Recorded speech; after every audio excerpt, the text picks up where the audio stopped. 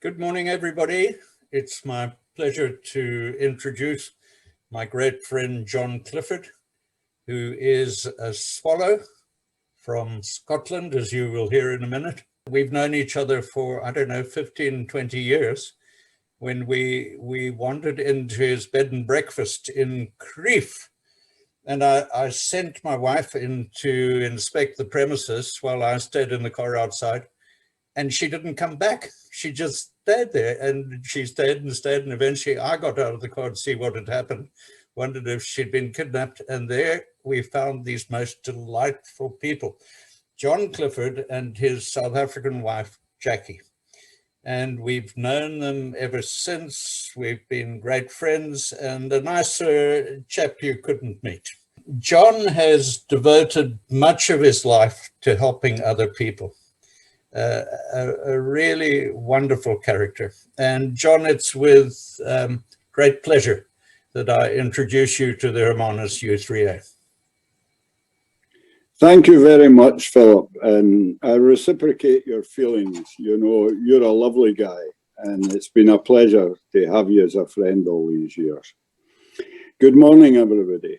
My subject today is alcoholism. And of course, there's very few people in this life who doesn't know someone with the problem. Everybody's got a different take on alcoholism, from the down and out tramp, or the bergie, as they say in South Africa, to the people who just need to pull their socks up and get on with life and drink like a gentleman. But the World Health Organization accepted in 1956 that alcoholism is actually an illness. It's a threefold illness. It's physical, it's mental, and it's spiritual. Physically, alcohol can take you anywhere it likes. It can impair the brain. It can cause heart problems. It can cause bad judgment physically, and you can get in a fire, a car accident, anything like that. There are so many accidents and lives taken through the misuse of alcoholism a year that no one can quantify it. Then mentally, it affects one mentally. You know, people do not go out to harm other people, but it's a family illness, and alcoholism affects the family. I visit a lot of homes, and when I go into the home, the alcoholics sitting defiant, and the husband or wife are sitting tearing their hair out. It's a terrible illness when it happens, and people don't fully comprehend what goes on, and I'll try and explain that, you know. And mentally, the decisions that's taken when you're drinking are usually wrong. And spiritually, and I'm not talking about religion here, I'm talking about the actual spirit of the individual is taken away. I remember an old pal of mine, Boxer Pat. He was a hard guy. And he was walking the streets of London because he had no money, and he had no money for alcohol. And he hadn't slept for 3 nights. He explained to me that what he was talking about was lack of spirit. Was he knew if he put a brick through a shop window, he would be given a bed in the police station. But he didn't have the spirit. The spirit was gone even to do that. So alcoholism takes away your spirit, your want to do anything. And that's what happens with the threefold illness. Anyway, this is my story, and I can only tell it as I see it. It's a heartfelt story.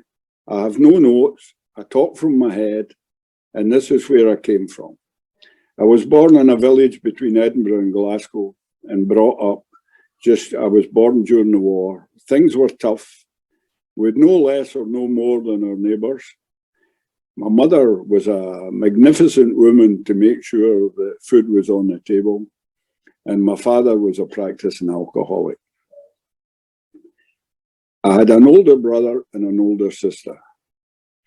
I had a happy childhood, more or less, as I brought up. I don't have an awful lot of flashbacks. I left school and I went into catering. And I enjoyed catering. I did very well. And I moved up the ladder quite quickly, and I ended up running hotels. And I did that for a few years. But over the piece, you know, I became more and more involved in taking alcohol. It was insidious. It creeped up in me. People would come into the bar, would be having a conversation, a good laugh. So I would keep the bar open after time, and we would share a bottle. These people would go about their business the next day, and I was left with John and the jitters. And believe me, they started to get really bad. A friend advised me that a brandy with some port in the morning helped the recovery. So immediately I started taking, but I didn't just take one brandy and port. I had a treble brandy and a port to get me going in the morning. And you must remember, I was running a business through all this. And as the day progressed, my intake of alcohol got worse and worse. In fact, to the point I was drinking a 40-litre of vodka every day. And, you know, the body can't withstand that. I was a young man. I was at the peak of my life, but I was in trouble with alcohol. And when I woke up in the morning, I was in real bad trouble. And as I say, the morning drink had started. It wasn't long before I had to leave the job before I got sacked. And my life took a downward trend after that. I needed alcohol. And it's a difficult thing to explain to people when that need is upon you. Well, I mean, I would get up in the morning with the best intentions of not drinking. Then physical and mentally, I would become desperate for a drink, you know. It was like an obsession. I needed to have a drink to calm me down. I couldn't face even speaking to the postman in the morning. Nobody. By this time, I had married.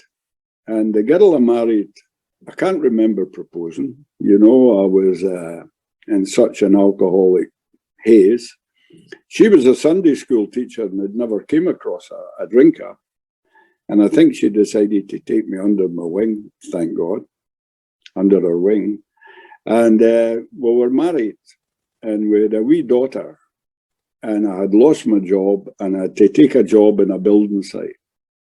Now, it wasn't just any building site I was labouring on.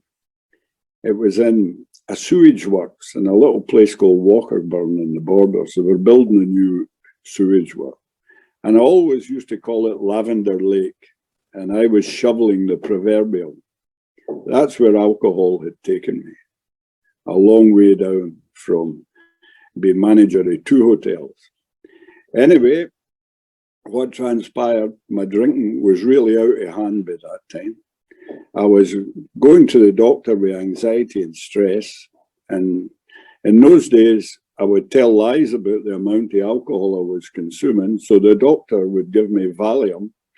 And I was taking these Valium during the day along with the alcohol. And at night, I would have 2 Mogadon tablets to help me get to sleep. I was in a zombie state. You know, I really was. I was going about my life and, you know, I had no life. I had nothing going for me. I knew within myself I was in deep trouble with alcohol. And the psychiatrist tried to help me, but I told them lies as well. An alcoholic always tries to defend the drink. But what happened was I took a real bad case one day.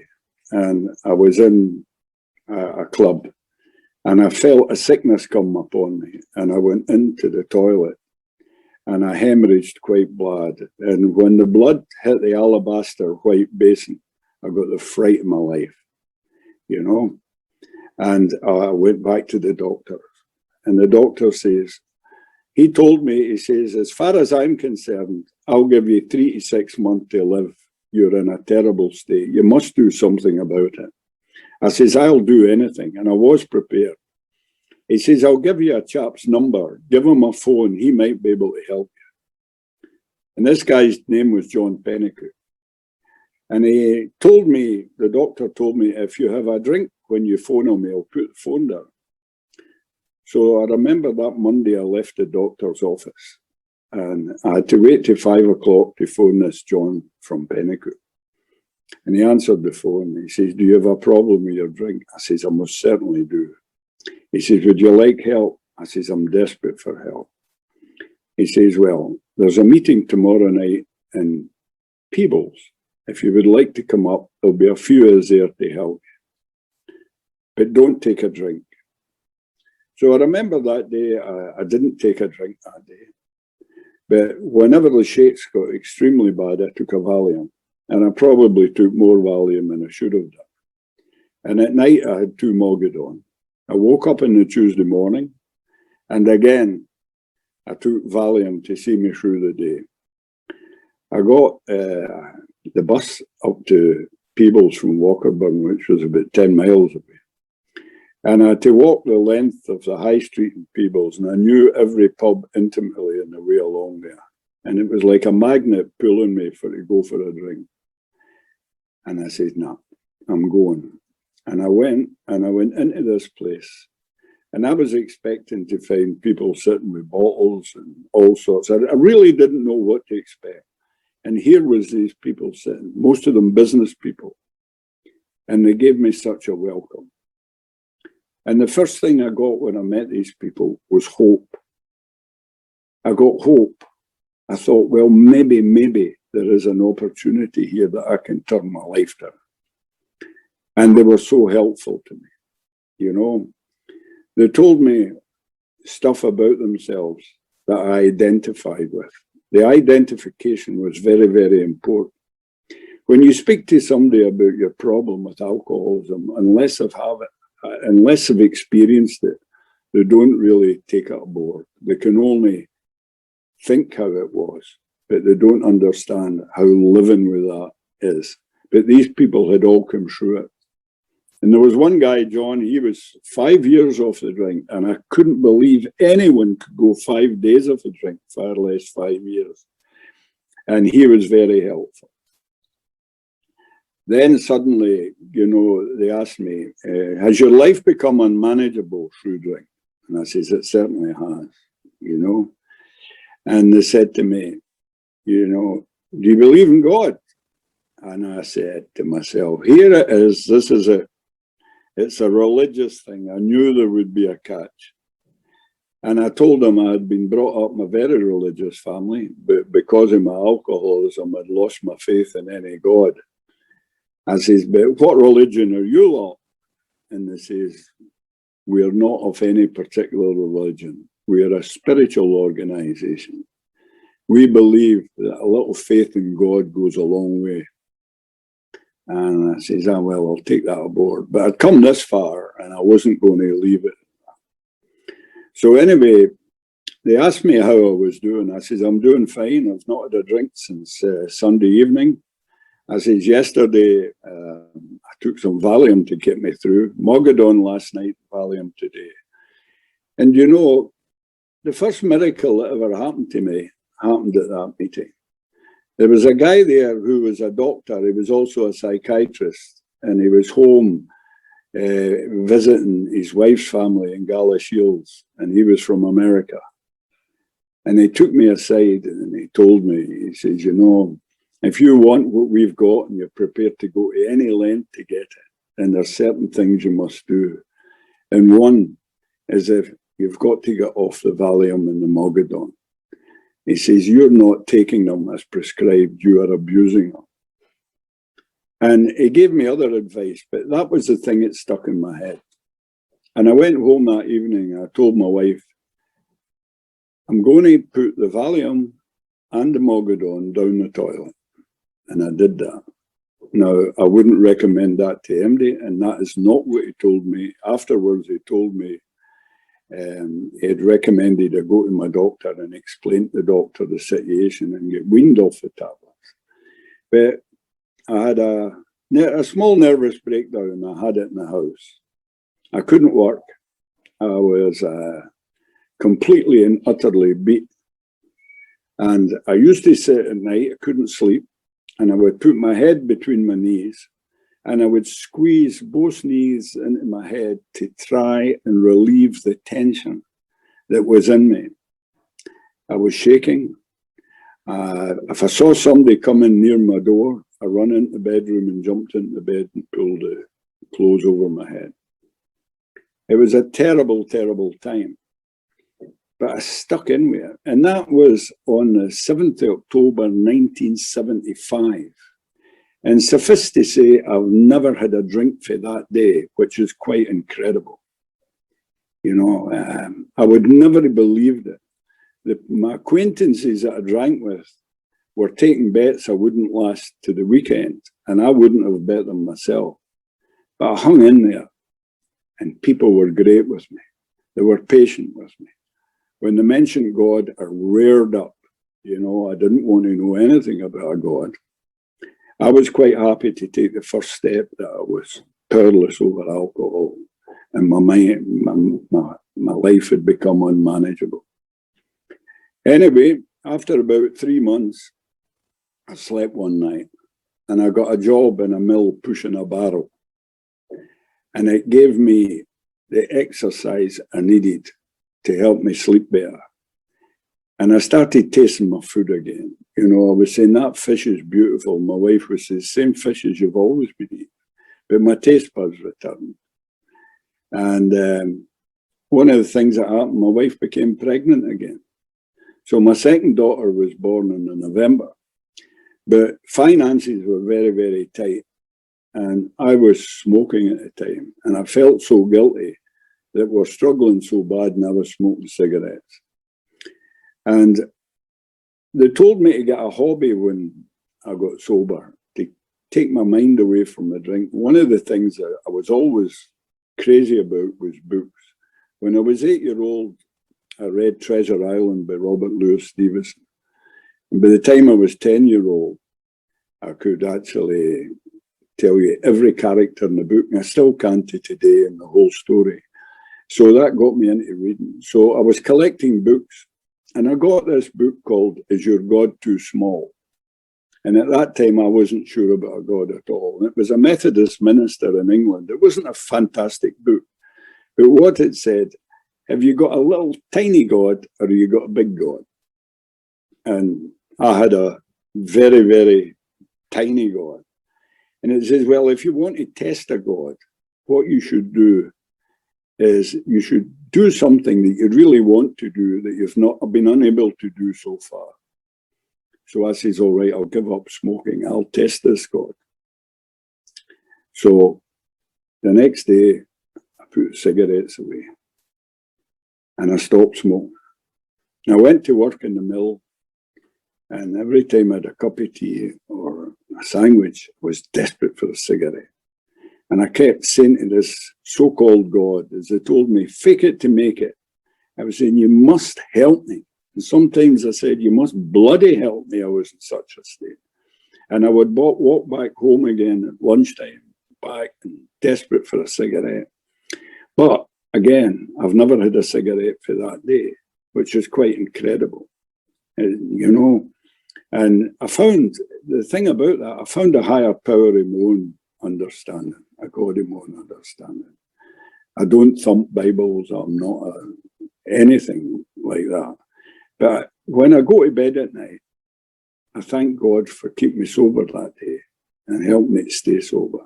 And when I get up in the morning, I say, please God, help me through the day and keep me away from alcohol. Now, in the beginning, it was very, very difficult.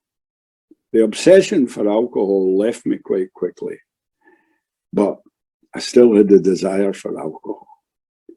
And I was fearful of places where alcohol was being served.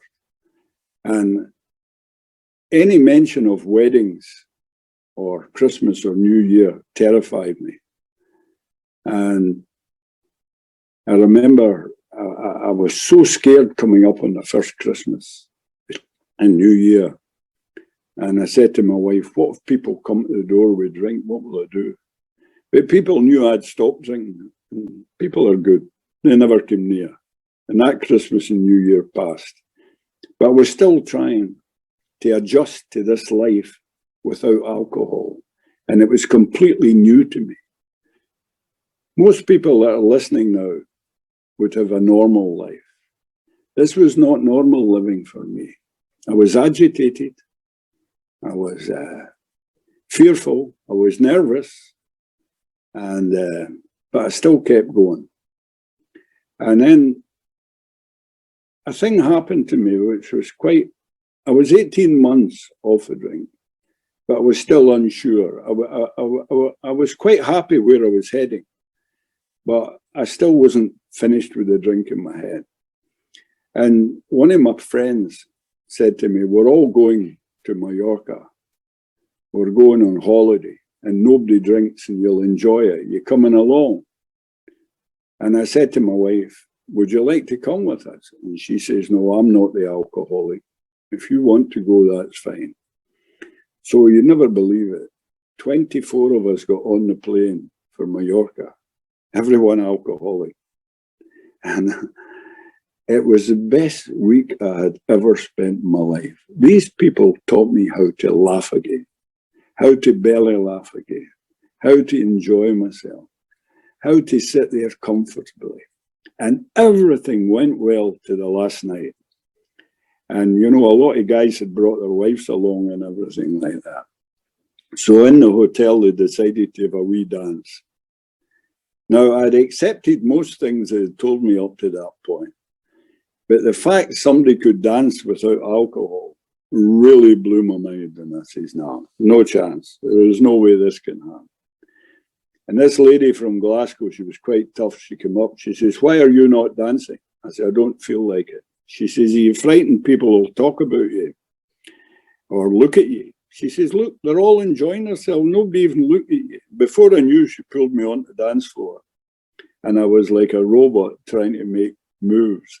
But by the end of the evening, I was dancing and enjoying myself just like everybody else. And I have loved dancing since. They taught me how to dance. And I came back and I immediately booked a holiday in Mallorca for my wife, 2 kids and I. And after that, every holiday we had, the minute we come home, we booked another holiday. And I started to really enjoy my life. During that time in the mill, a guy came in and he had some suits, and he says, these are overmakes, John. He says, do you think you could sell them for me? I said, I don't know, I'll try. And he left me 6 suits, gents suits, and I sold them all in 3 days. And I made more money in the 3 days than I was making in the mill for a week. And he brought other stuff in. And I found then that I was good at selling. I then found out I was excellent at buying. And I would go around, and if houses need cleared, I would go and give them a fair price, and I would put it into the different selling points, and and I would make money that way. I had so many schemes going on. I was making money quite a lot, left, right, and centre. A shop became available in Peebles, and it was in the centre of the town, in the high street. And I took it on, and it was a big success. And then I opened a warehouse, and that was exceptionally well run as well. And before I knew it, I was quite successful. And we'd bought a house in Peebles, and my 2 children were growing up, and everything went fine. And the holidays were going, and I was helping people. I was getting involved with people. Because I'd been quite high profile drinking, I became quite high profile sober. And people were coming to me and saying, how do you do it? And in the shop, I had a wee place down the back with a table, chairs, tea and coffee. And I would take them down there. And before I knew it, there were 6 or 7 meeting every other morning down there. And we were helping each other to stay sober. These people helped me too. And they were characters. I could name them all. There were Billy Fish. He was a poacher. There's one character, Mad Mick. He had a hotel in the country. And nobody knew where he would open and shut. It depended if he was on the drink. Sometimes you'd close at 9 o'clock and put everybody out the bar. Other times you would pass and the door was lying open and he was lying drunk behind the bar at 2 in the morning. And the funny thing was, his stepson was one of the local doctors, and he came to me and he says, I wonder if you could have a word. His actual name wasn't Mick, it was Robert, with Robert. He says, I don't fancy your chances. He says, he's well gone. He's a hopeless case. I said, we're all hopeless case, Andrew, to the doctor. Anyway, I went and saw Robert, and Robert duly got sober and became to my children Uncle Robert. He was a lovely guy. He was an atheist. He went and read to all the blind in the village. And when he was dying, I remember the last night when I went up to see him. And he says to me, I don't want to get into the ins and outs, John, but just say a wee prayer for me in case. And Robert died sober, you know. And there were so many characters like that on my way through life. I then came to a point in my life that I was heading in one direction, my wife in the other. She was a home bird. She didn't want to go as fast as I was going. And we had to come to a decision. And unfortunately, after 8 years, we both decided it was time to go our own ways and stay friends. And that's the way it happened. But it was still sore. It was painful. My girls were fine. They were great. And I then continued on my way. And I was working. I had picked up so many hobbies. I tried everything. I was finding out things about myself I didn't know possible. I remember I took up photography and I was quite good, and I got a couple of photographs put in a magazine, and the Queen was opening a local hospital in Peebles, and they asked me to be official photographer, and I walked around with her taking a photograph. You know, she never knew I was an alcoholic. There's an old saying, if you can't smell them, you can't tell them. Nobody knew that day when I was taking the photographs. And then I was in Mallorca one time on holiday, and I met this lovely young Jewish princess from Johannesburg, Jackie, and we fell in love. And that was incredible, you know. And I came to South Africa for the first time in 1984. And I fell in love with South Africa immediately. And one night after we had dinner, her and her two friends asked me to join them for a game at bridge. Now, I'd played whist as a kid. I had card sense, but I had no idea about bridge. And I caught them cheating, you know, putting their finger to their heart and, you know, a finger onto the diamond in their hand for a lead. And, you know, we had a good laugh. But I was captivated by it. And when I came home to Scotland, I went to the local bridge club and asked if I could watch. And they gave me a partner, a young farmer, Kenny. And we started to do quite well. We really did well at bridge. I went on a course at St Andrews during the recess, and we took it from there. We joined clubs in Edinburgh. We played there as well. We then played in the Scottish Championships, and then we played in the British Championships. I then opened a bridge school on a Monday night, and it was very, very successful, and I taught bridge. So another thing that I would never, ever have known that I was capable of if I'd continued drinking was bridge. And so hobbies, and I had my football, and then when I was 40, I took up golf. And I loved it, and I've loved it ever since. And I play here in Hermanus 3 to 4 times a week, and I'll be 18 in 2 years, and it keeps me well above board. I love it. And you know, I play with a Tuesday morning group, and they're all, as one guy put it, captains of industry, and not one of them know I'm an alcoholic. You know, that's incredible, isn't it? You know, just have a soft drink. And we're good friends. I'm good friends with them all. And I continue trying to help people. And I remember one time a young aspiring actor had been thrown off a play because he's drinking. And he came to me for help. And I helped him, and I took him on holiday to Ireland, you know, gave him a wee bit confidence that his future could work out. He became a very, very successful actor, and he netted $60 million in 1 year on films in Hollywood. And one of his films was being premiered in Glasgow. And my wife and I, Jackie and I, went, had my kilt on and walked along the red carpet and sat with his mother, and she thanked us for the help that had given him. And he came afterwards and thanked me as well, you know. And I had to thank him for keeping me sober, because you see, when you're helping other people, I watch people that try to do it themselves. And unfortunately, a lot of them, the memory fades. And then they start thinking, I was young then and I could handle a drink now and maybe I could do it. And I see these people fall off the wagon. One guy, he'd been sober 15 years. They'd run a hotel and he'd retired down the Borders. And he went, he decided he could have a half pint of beer and play dominoes. And he was in a mental hospital within 2 weeks, 3 weeks. You know, there is a line, I believe, in alcoholism. Once we cross it, there's no going back. And the only thing that I say is, once you realize you do have the problem and you're an alcoholic, is you've got to stay away from that first drink one day at a time.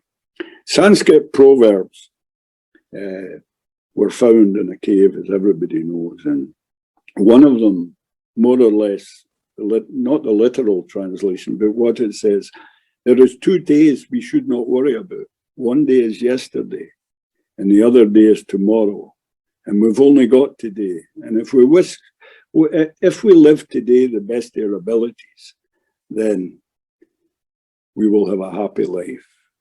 And another saying I hear is, yesterday's history, tomorrow is a mystery.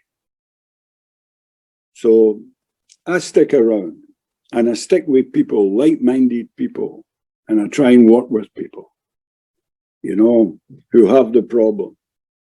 And I've made great friends. One of my best friends, and we sponsored each other, and I don't mean financially, I mean, we sat and we talked for a long, long time together. And we helped each other along the way. Each of us, we would sit and we would talk. God, ourselves, and another human being. And, you know, I often wondered, you know, about speaking to God, how would he answer me? But this was the answer. If you shared with somebody honestly, things would come back to you. And John Angus and I shared quite a lot together.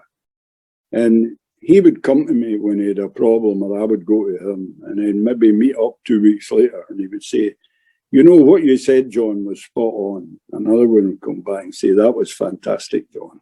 And I could never remember what I'd said. And, you know, that was the great thing about it.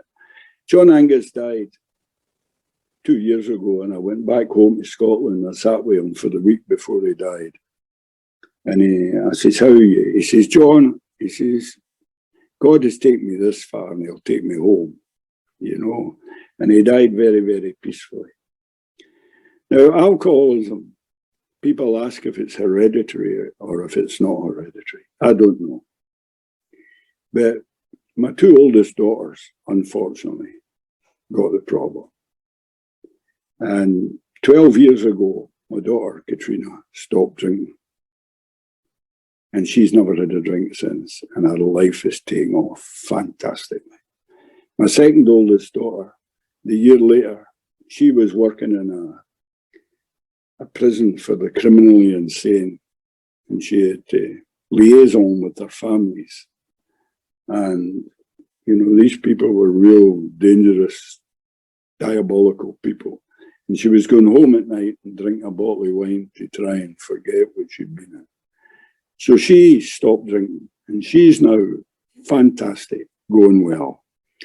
Life for me, I could tell you about all the beautiful things that's happened in me. I sometimes get quite emotional about it.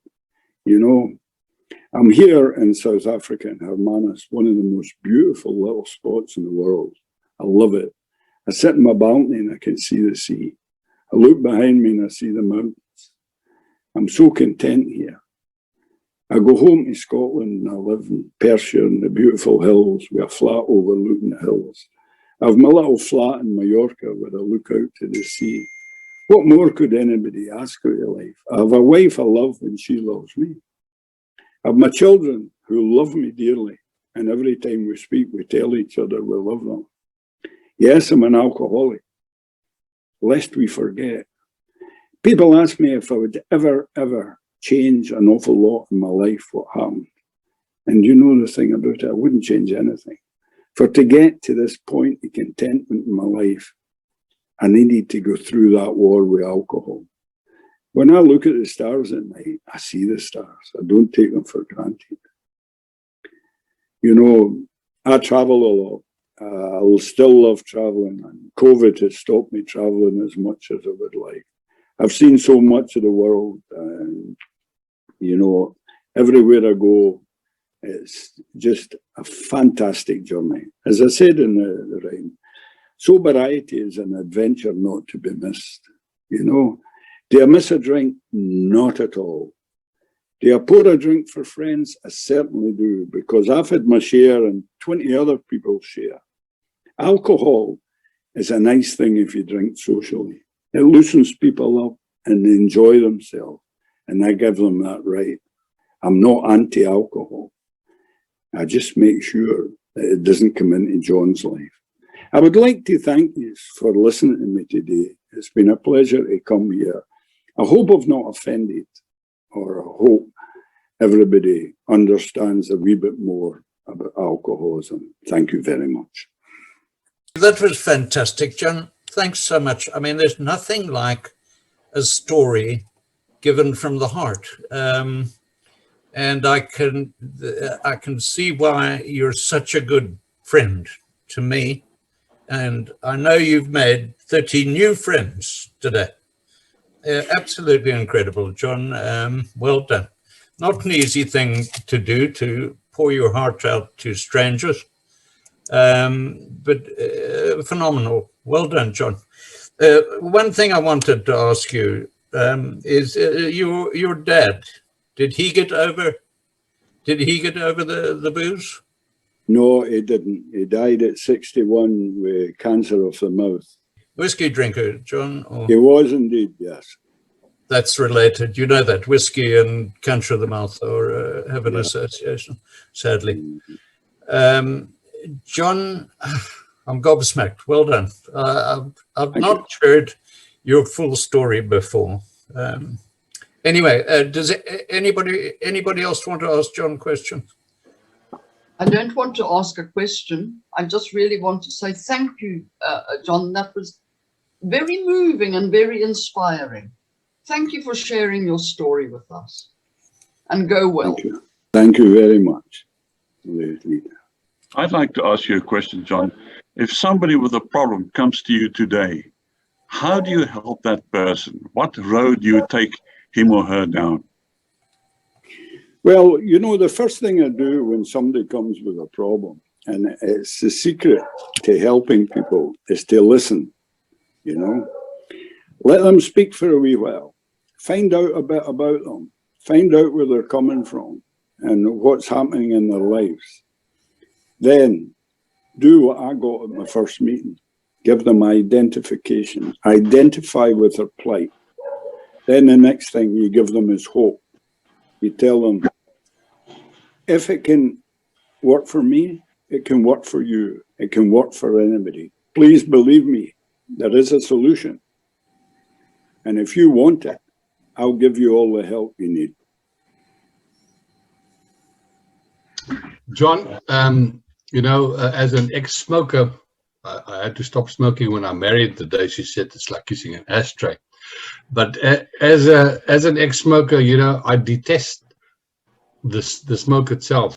How is it for you now to have buddies at the golf course that you have to sit and drink with? Is it very, very difficult? I mean, how do you accommodate that? this is how I accommodate it.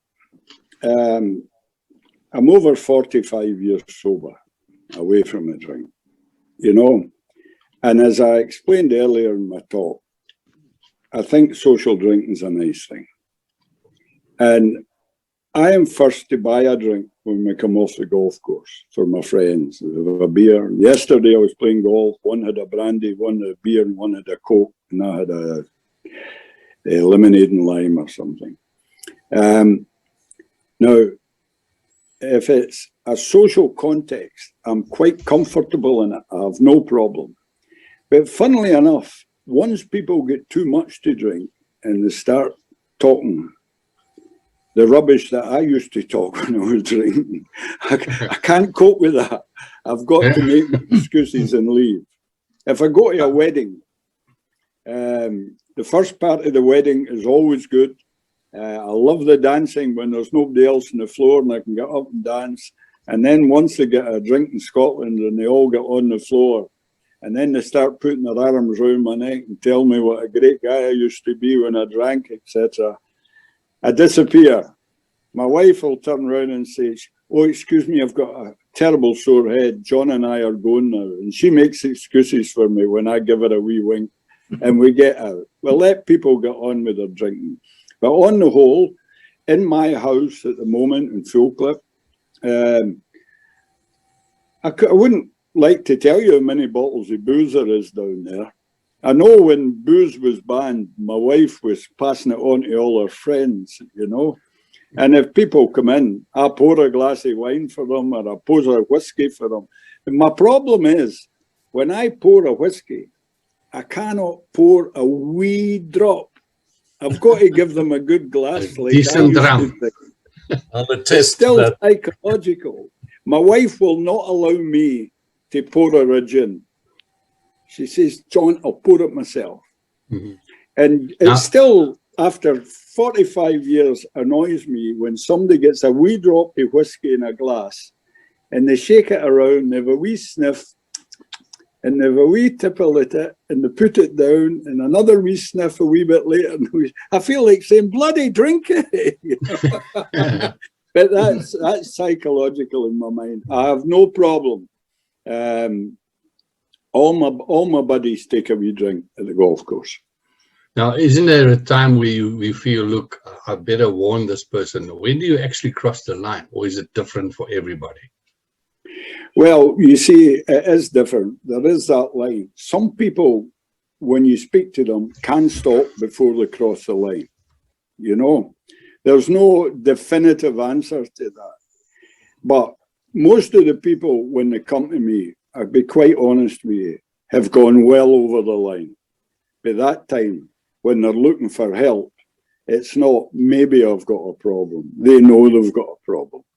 And that's where they have crossed the line. And you've got to explain to them there is a life after drink. You know, I'll tell you this little story just to give you an idea. A lady who I was associated helping one time, she, in the UK, you get a family allowance for children, and it's solely for the children, so that if the parents are abusing or using or drinking or what they're doing, the children at least have something to eat. Anyway, her kid came in for the school 2 days in a row, and her shoes was leaking in the rain, and she was putting cardboard in her kid's shoes, and she was drinking, and she had no husband. Anyway, the next day was family allowance day, and she got her family allowance, and she says, "I'm going to buy a pair of school shoes for my kids for the wee girl." On the way there, she stopped at the pub for one drink, and she done in the whole family allowance. And she came back, and she was sitting in the evening crying, and she was watching a program on television, and it was about a family of rats, and they were in the lower bed of a river, and there was a flood coming, and the rats were moving to a higher ground. And she watched them, and at the end, there was two blind rats, and two other rats had put a piece of straw in their mouth and led the two blind rats up out of the thing. And she says, "Look," to herself, "the rats look after their own, and I can't even look after my wee daughter. And the next morning she phoned for help, and she's never had a drink since. It's some lucid moments like that that make people think this is not what it's about. See if I could take all the people that's got alcohol problems and help them. There would be millions. But you know, someone has got to accept they've got a problem before you can help them. So many people come to me and say, could you help my husband? Could you help my wife? Could you help that? And the first question I ask, do they want help?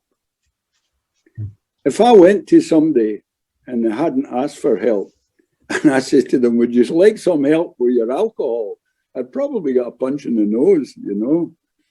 The thing is, you can only help people if they want help. That day in Peebles, when I went and asked for help, I wanted help. I was desperate for help.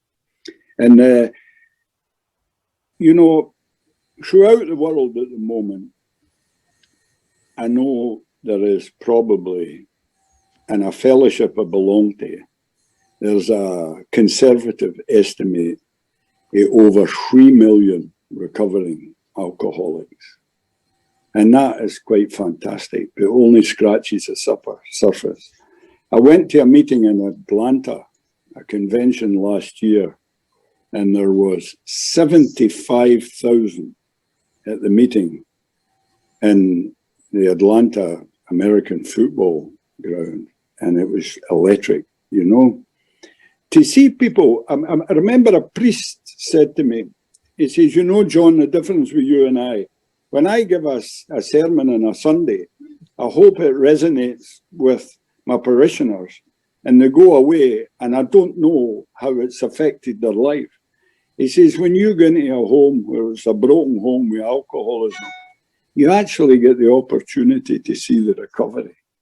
And that's one of the beautiful things, to see people getting better, to see people getting their life together, to see their wives getting confidence or the husband getting confidence again, to see the children starting to bring their friends in the house because they were so embarrassed to do so.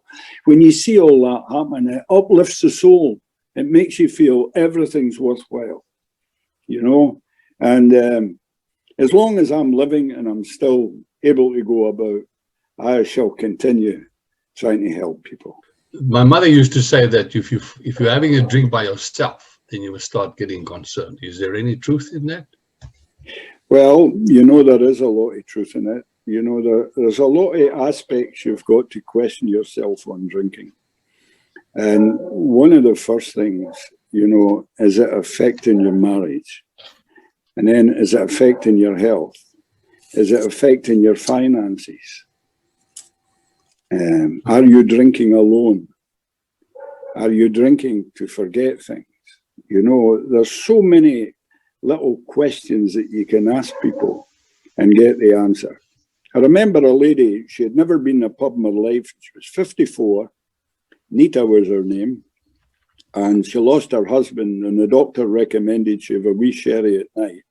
Within 3 months, she was hiding under the stairs in a cupboard, and her kids would come to visit her, and she wouldn't even answer, drinking.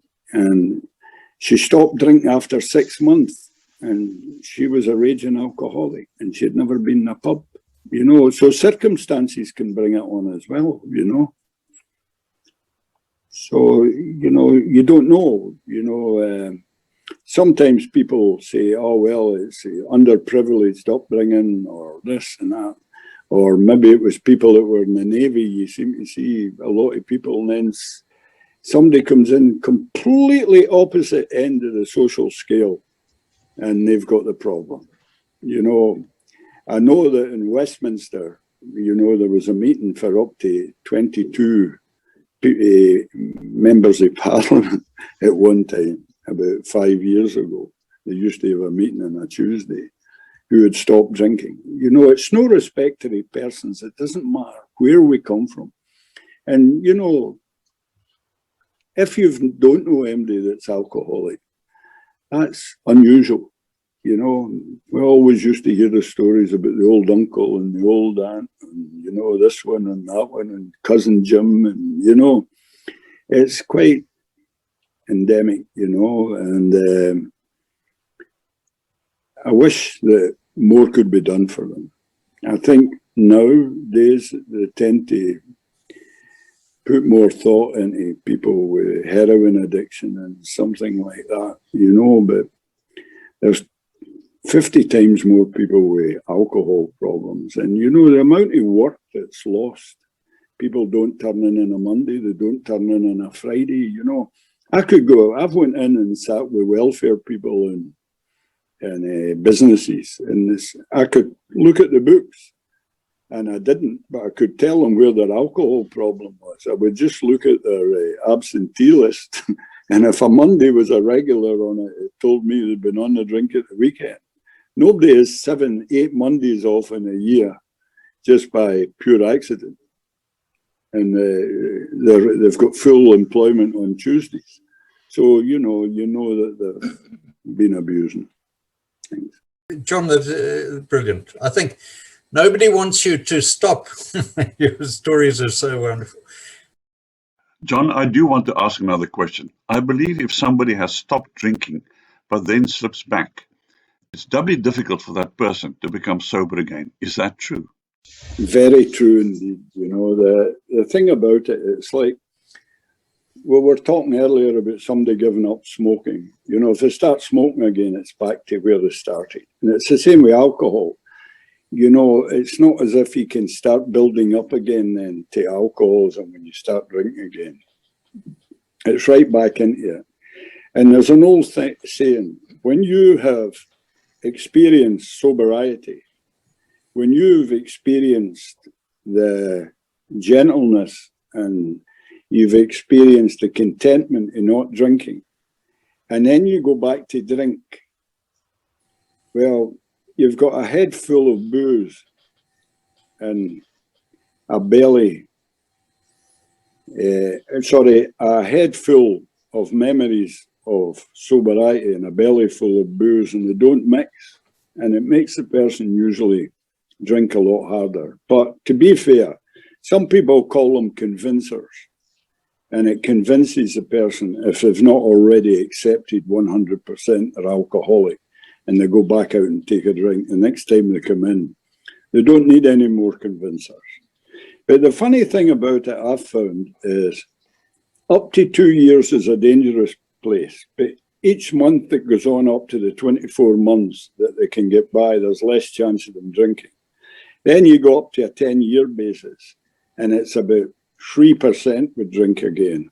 And then above 10 year, it's less than 1%.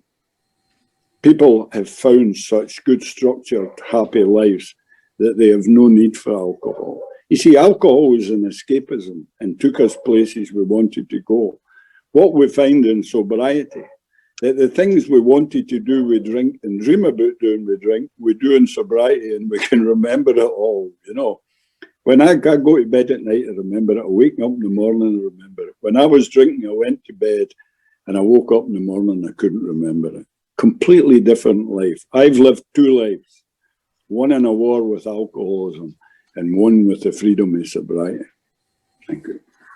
Yeah, then there's the knock-on effect that the alcoholic doesn't even realize.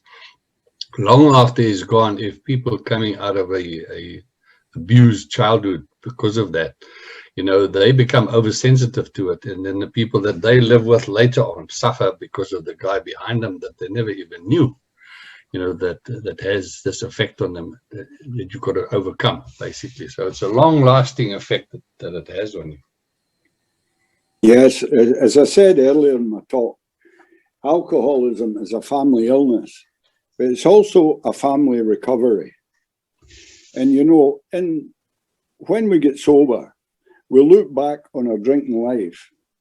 And, you know, one of the worst things we've got is we have to make amends to people that we hurt.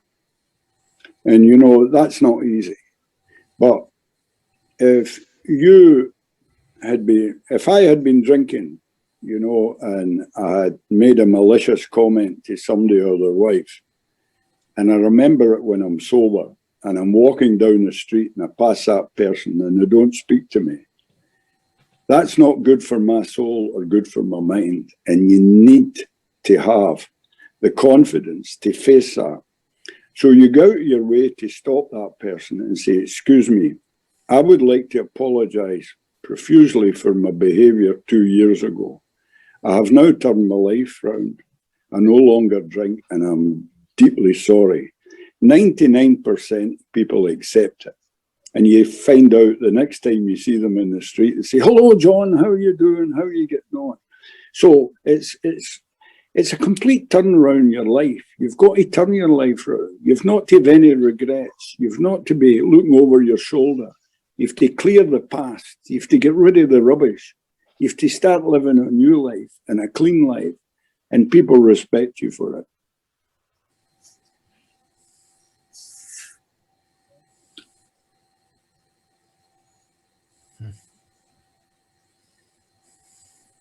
And of course, in the families, you know, once you get sober, you start looking after your family. You start loving your family. You know, drink is then taken away. And the be all and end all is your family. And the love that I've got with my kids is unbelievable, you know. And my young son is 30 years of age next month, and I can't get home at the moment to see him unless I go into a quarantine hotel for 10 days. Now, I think I could cope with that, but I don't think my wife can cope with it. The thought drives her mad, and I've told her it's her decision, you know. If she wants to stay here to such times as maybe lift the quarantine hotels, then she can have a celebration when we go home, you know. But if I don't go home for his 30th birthday, I'm going to be very sad, you know, because I love my boy and I tell him regular. And a big, lumpy, muscular 30-year-old boy phones me up and says, I love you, Dad. It's a great feeling. Thank you, John. You leave me speechless. You're an amazing man, and I'm glad you're my buddy. And thank you, everybody, for being with us.